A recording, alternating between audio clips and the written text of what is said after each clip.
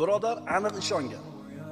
Agar haromdan tiyilsang, farzni bajarsang, sunnatni mahkam ushlasang, ko'zingni, tilingni, boshqa a'zolaringni haromdan tiysang, doim taqvoga intilsang va shu holatingda davomiy yashasang, aniq ishon.